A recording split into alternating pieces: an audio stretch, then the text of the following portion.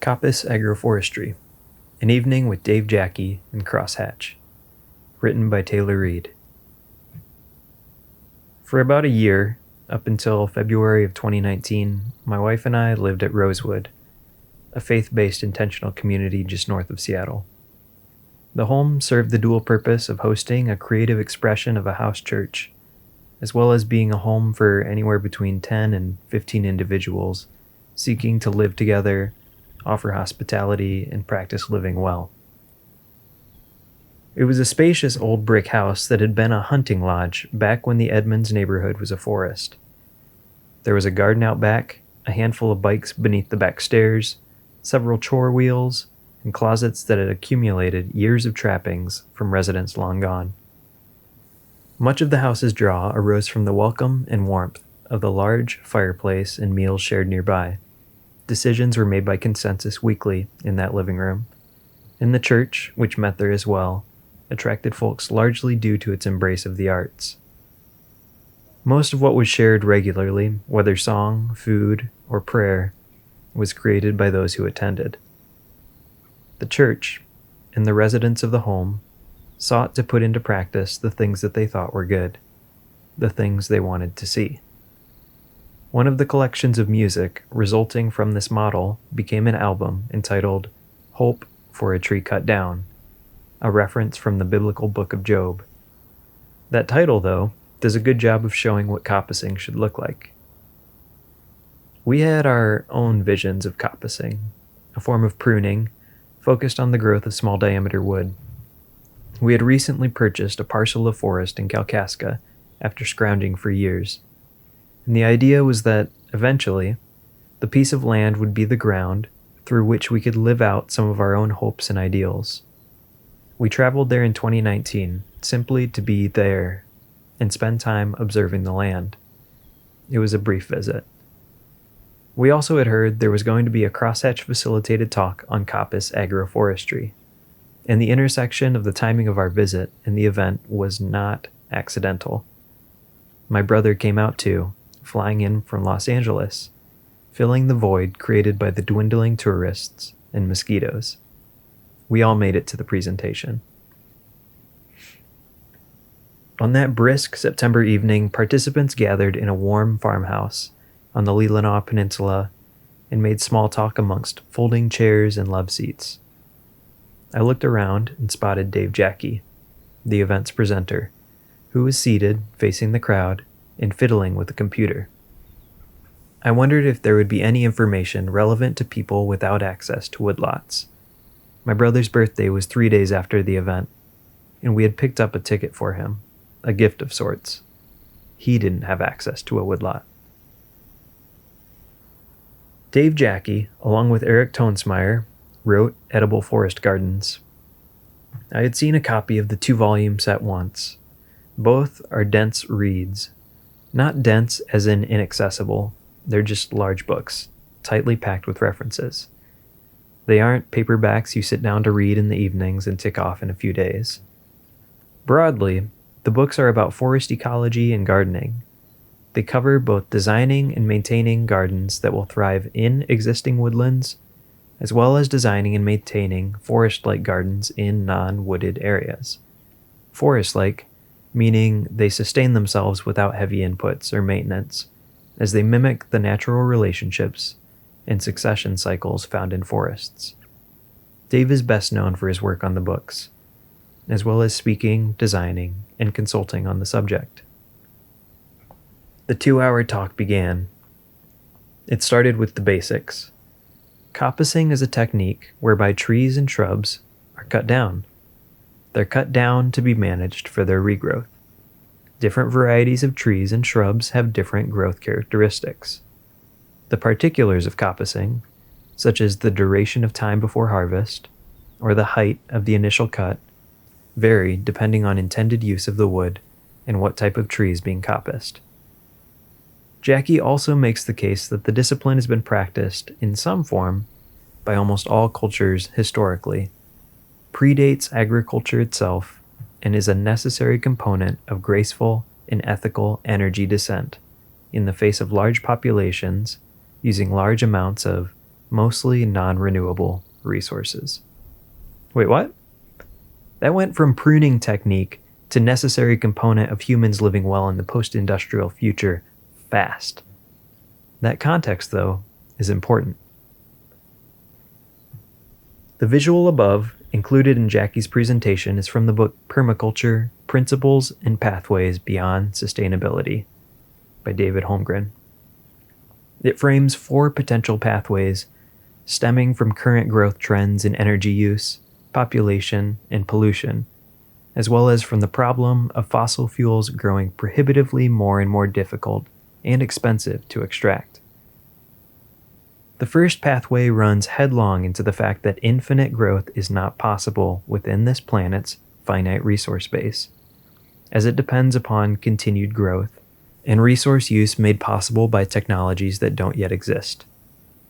The other 3 incorporate a necessary drawdown, but the velocity of change varies. The first displays a slight decline, followed by a steady horizontal trajectory based upon reliance on green technologies, a strategy many European countries are pursuing today. Another shows a gentle path downwards, involving regenerative practices, and the last features a steep and painful crash, with a slow rebound over time. The latter, the one with the steep drop-off, is a projection based upon things continuing as they are now, without any significant shifts in resource usage or distribution. In-depth analysis of these paths is beyond the scope of this writing. Please bear with a quick reflection and keep a lookout for a future essay on the topic. Is maintaining the status quo with green technology possible? Are the effects of climate change already affecting different populations more intensely? How much can different groups bear when it comes to rising costs of energy? Jacke's take, as well as that of Crosshatch, is that working towards slow and creative descent is necessary. Industrial populations, especially in developed nations, have been able to grow rapidly due to subsidized fossil fuel energy. Meeting our needs with this hydrocarbon-based economy is less and less a reliable option. Even if there were no end of hydrocarbon availability in sight, the speed at which we are burning fossil fuels is destroying the natural patterns and ecosystems we depend upon. A shift to meeting needs with a carbohydrate-based economy is necessary. This looks like lots of people doing sometimes difficult, slow and grounded work. It also speaks to the need for frugality, supportive communities, the development of localized skilled practices and technology appropriate to scale, and focus on vocation over career. This is where the woody sprouts reemerge.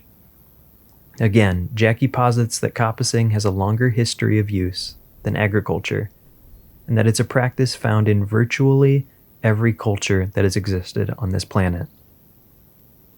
Despite falling out of popularity due to the availability of fossil fuels, coppice stands still comprise about 15% of forests in Europe. A formidable store of knowledge and culture relating to coppicing efficiently and productively in those areas exists, but less is available relating to coppicing in North America. Settlers to North America often viewed the landmass as so sprawling and replete with trees that intensive management practices were unnecessary, unlike the fathomable limits of wood available on the Isles of Great Britain. North America's native communities hold understandings rooted in regional coppicing practices, but, as Jacke points out, those who have the best handle on valuable coppicing knowledge in this area, such as which trees and shrubs work best for different applications, when and where initial cuts should be made, and how often harvesting cycles should be, are reticent to share the information with Westerners. This is understandable. Why would you share invaluable knowledge with communities if their predecessors had actively decimated your own? The value provided by coppicing for different cultures throughout time can't be overstated. Coppicing extends the lives of trees by interrupting natural processes of decay, similar to what is sometimes found from lightning strikes or damage from wind throw. Trees respond to the upheaval by sprouting from vigorous, dormant buds. These resprouts grow faster, straighter, stronger, and with less knots than typical branches, are packed with more nutritional content, and can be harvested efficiently due to their centralized location close to the ground. When these cuts are made closer to the ground, the process is referred to as coppicing. When cuts are made higher up, such as a stand of trees managed to provide food for livestock, where regrowth must be kept out of reach of animals browsing below, the process is known as pollarding.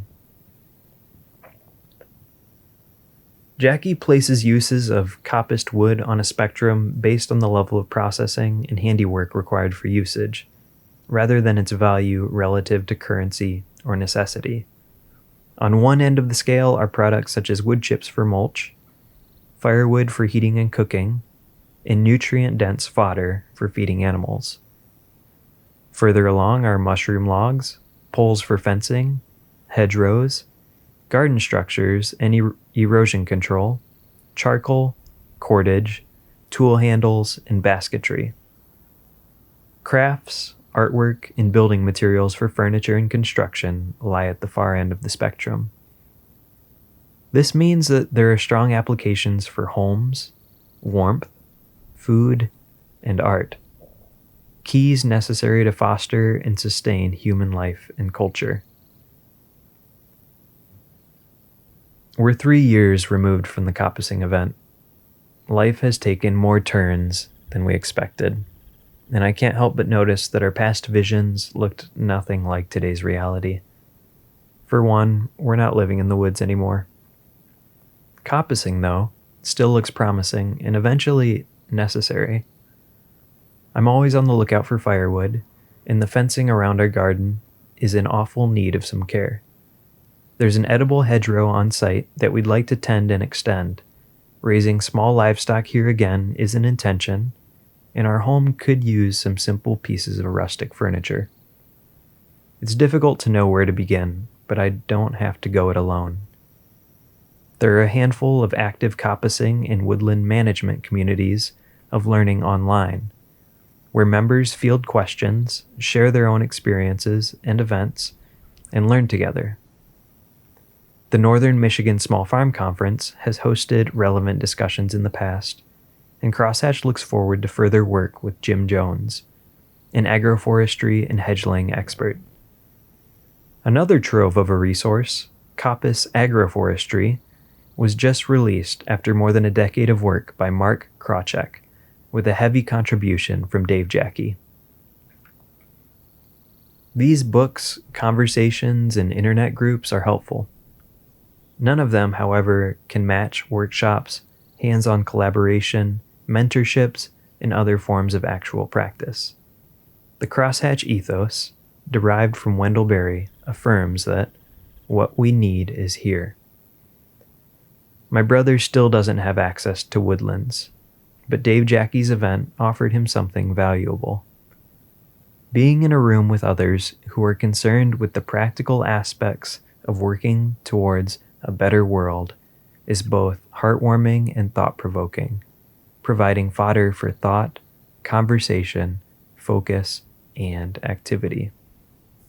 The warmth rosewood offered in the past, the future warmth of a stove fed with coppiced wood, and the warmth of shared endeavor in between all point to hope for a tree cut down.